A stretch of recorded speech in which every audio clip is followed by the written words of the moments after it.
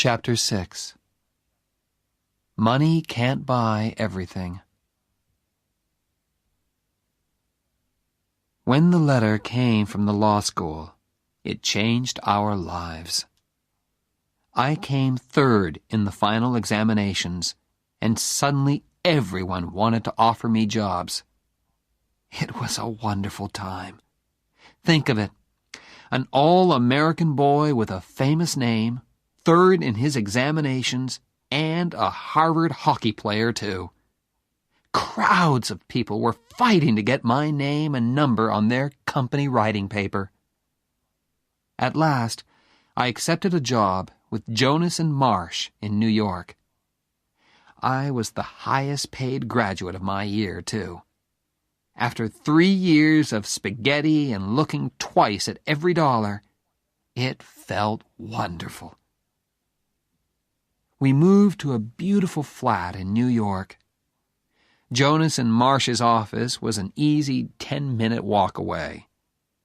And there were lots of fashionable shops nearby, too. I told my wife to get in there and start spending immediately. "Why, Oliver?" "Woman, you supported me for 3 years. Now it's my turn." I joined the Harvard Club of New York. Ray Stratton was working in New York, too, and we played tennis together 3 times a week. My old Harvard friends discovered me once more, and invitations arrived. "Say no, Oliver. I don't want to spend my free time with a lot of empty-headed preppies." "Okay, Jen, but what shall I tell them?" "Tell them I'm expecting a baby." "Are you?" She smiled. "No, but if we stay at home tonight, perhaps I will." We already had a name for our child. "You know," I said one evening, "I really like the name Bozo." "You honestly want to call our child Bozo?" "Yes. It's the name of a big sports star. He'll be wonderfully big and strong," I continued. "Bozo Barrett, Harvard's biggest football star." We had a name for our child, and we wanted him very much. But it's not always easy to make a baby, although we tried very hard. Finally, I became worried, and we went together to see a doctor. Dr. Shepard checked everything carefully. He took some of our blood and sent it away for examination. "We'll know soon," he said. A few days later, he telephoned me at my office and asked me to visit him on my way home that evening. "Well, Doctor," I said, "which of us has the problem?" "It's Jenny," he said. "She will never have children." I was ready for this news, but it still shook me. "Well," I said, "children aren't everything." "Oliver," said Dr. Shepard, "the problem is more serious than that. Jenny is very ill. She has a blood disease. It is destroying her blood, and we can't stop it. She is dying, Oliver. I am very sorry." "That's impossible, Doctor," I said. I waited for the doctor to tell me that it was not true. Kindly and patiently, he explained again, and at last I understood the terrible words. "Have you spoken to Jenny, Doctor? What did you tell her?" "I told her that you were both all right. For the moment, it's better that way." I wanted to shout and scream at the unfairness of it all. Jenny was 24, and and she was dying. "What can I do to help, Doctor?" I asked at last. "Just be natural," he said. Natural. I began to think about God. At first I hated him. Then, next morning, I woke up, and Jenny was there beside me. Still there. I was ashamed. Thank you, God, I thought. Thank you for letting me wake up and see Jennifer.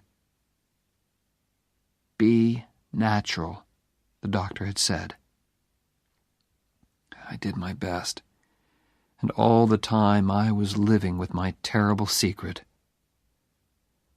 One day, Mr. Jonas called me into his office. "Oliver, I have an important job for you. How soon can you go to Chicago? You can take one of the younger men with you." One of the younger men? I was the youngest man in the office. I understood the message.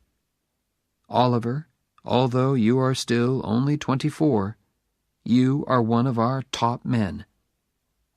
Thank you, sir, I said, but I can't leave New York just now. I had decided not to tell anyone about my troubles. I wanted to keep my secret as long as possible. I could see that old man Jonas was unhappy about my refusal. On the way home that day, I saw a notice in a travel shop window. Fly to Paris. Suddenly, I remembered Jenny's words. What about my scholarship? What about Paris? I went into the shop and bought 2 tickets to Paris. Jenny was looking gray and tired when I got home. When I showed her the tickets, she shook her head. "Oliver," she said gently, "I don't want Paris. I just want you. And I want time, which you can't give me." Now I looked in her eyes and saw the sadness in them. We sat there silently, holding each other. Then Jenny explained. "I was feeling terrible. I went back to the doctor, and he told me, I'm dying." Now I didn't have to be natural anymore. We had no more secrets from each other. Now we could discuss things that young husbands and wives don't usually have to discuss. "You must be strong, Oliver," she said. "For Phil, it's going to be hard for him. He needs your help, okay?" "Okay, I'll be strong," I promised. I hoped Jenny could not see how frightened I was. A month later, just after dinner, Jenny was playing Chopin on the piano. Suddenly she stopped. "Are you rich enough to pay for a taxi?" she asked. "Of course. Where do you want to go?" "To the hospital." In the next few busy, worried moments, while I hurriedly packed a bag, I realized, this is it, I thought. Jenny is going to walk out of this flat and never come back. I wondered what she was thinking. She sat there, looking straight in front of her. "Hey," I said, "is there anything special that you want to take with you?"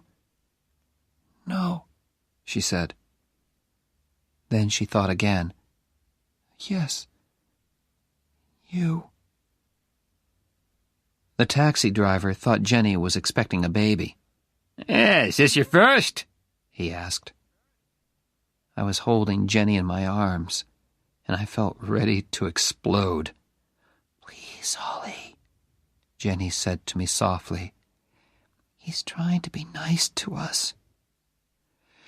Yes, I told the driver. It's our first, and my wife isn't feeling very well, so can you hurry, please? He got us to the hospital in 10 minutes. Good luck, he called as he drove away. Jenny thanked him. She was having trouble walking. I wanted to carry her, but she said clearly, Not this time, Preppy. So we walked. Have you got health insurance? They asked us in the hospital. No. We had never thought about buying insurance.